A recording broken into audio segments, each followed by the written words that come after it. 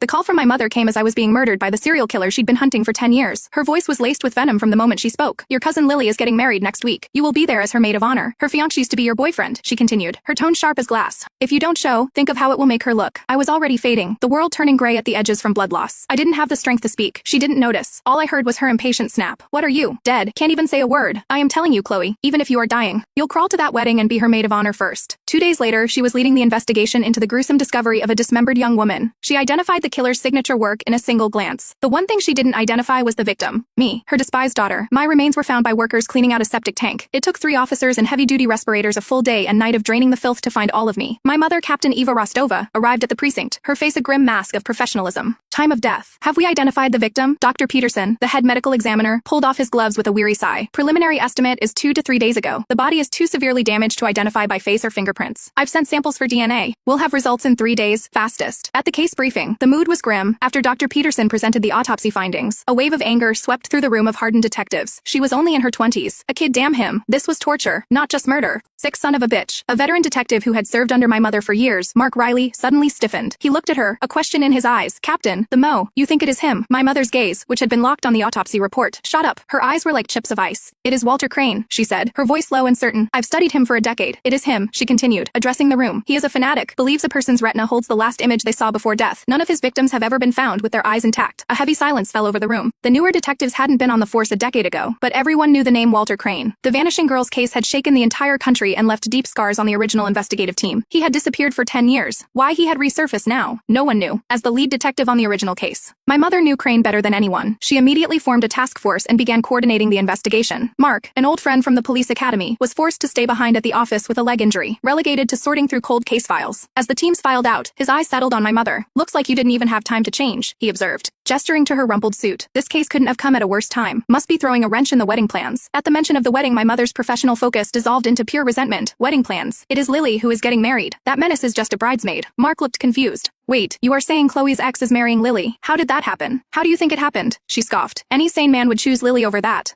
monster who killed her own father. Mark sighed heavily. Eva, it has been 3 years. You have to let that go. I miss David too. But it wasn't all Chloe's fault. She has been living with that guilt ever since. You kicked her out, but all she ever does is ask about you. He leaned forward. She told me once, no matter what you asked her to do, she'd do it. No questions asked. My mother's face contorted with rage. You really believe that? She is a master manipulator. Always playing the victim for outsiders. She'd do anything I ask. Then why won't she agree to be Lily's maid of honor? It has been 2 days, and she won't even return my call. She is a selfish, worthless parasite, she spat, her voice dripping with venom. Serves her right she couldn't even hold on to her own boyfriend. Mark shook his head, a sad, defeated look on his face. He wanted to say more, but